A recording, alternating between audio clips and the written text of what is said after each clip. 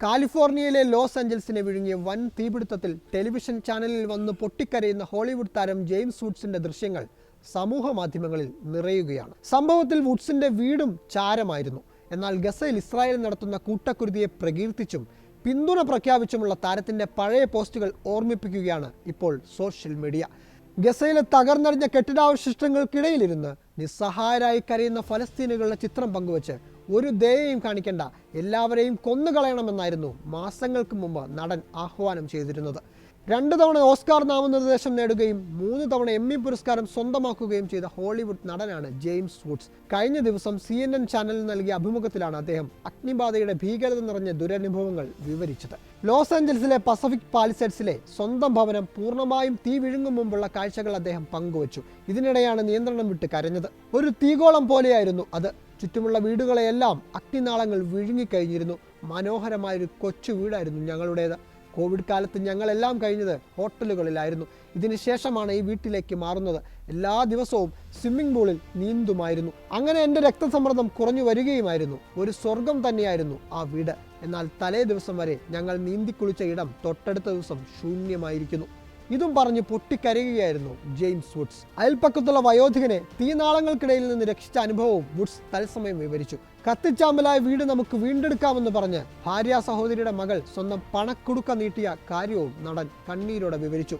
എന്നാൽ ജെയിംസ് വുഡ്സിന്റെ വൈകാരികമായ പ്രതികരണത്തെ എല്ലാവരും ഒരുപോലെയല്ല സ്വീകരിച്ചത്, പ്രത്യേകിച്ചും സോഷ്യൽ മീഡിയ. ഫലസ്തീനുകളുടെ കണ്ണീരിനെയും യാതനയെയും പരിഹസിച്ച പഴയ പരാമർശങ്ങൾ ഓർമ്മിപ്പിക്കുകയാണ് പലരും. ചാനലിൽ വന്ന് ഇങ്ങനെ കരയാൻ എങ്ങനെ ധൈര്യം വന്നുവെന്നാണ് ഫലസ്തീൻ കവി മുസ്അബ് അബു ത്വാഹ ചോദിച്ചത്.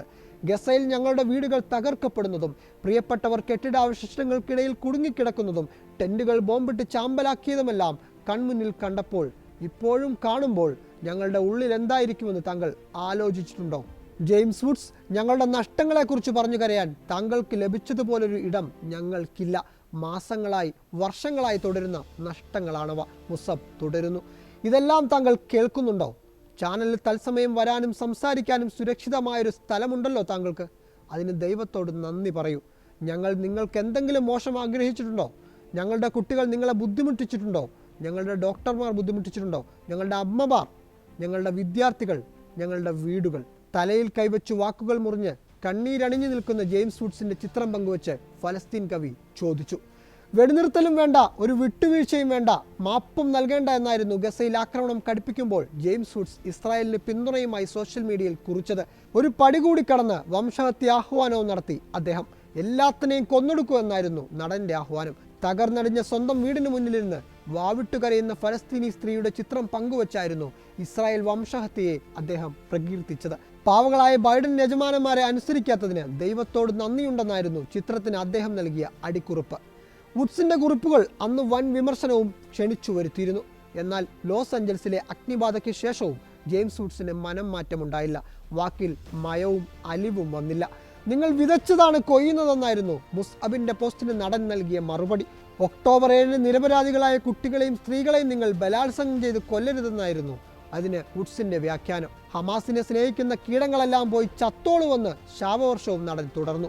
പാലിസേഡ്സിലെ ഹോളിവുഡ് കത്തിയാളുമ്പോൾ ജെയിംസ് വുഡ്സിനെ പോലെയുള്ളവരെ ഓർക്കണമെന്നാണ് ഗോണ്ടനാമോ തടവറയിലെ മുൻ തടവുകാരനും എഴുത്തുകാരനുമായ മൊഅസ്സം ബേഗ് പ്രതികരിച്ചത്.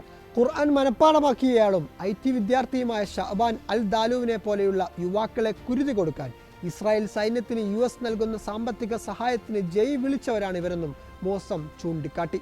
ലോസ് ആഞ്ചൽസിലും പുറത്തുമുള്ള നിരപരാധികളുടെ സ്വത്തുക്കൾക്കും വീടുകൾക്കും സംരക്ഷണം നൽകാൻ ദൈവത്തോട് പ്രാർത്ഥിക്കുമ്പോഴും ഇത് ശ്രദ്ധിക്കാതെ പോകാനാകില്ലെന്ന് പറഞ്ഞാണ് വുഡ്സ് കരയുന്ന ദൃശ്യം അമേരിക്കൻ പൗരാവകാശ പ്രവർത്തകനും അക്കാദമിക പണ്ഡിതനുമായ ഉമർ സുലൈമാൻ എക്സിൽ പങ്കുവച്ചത്.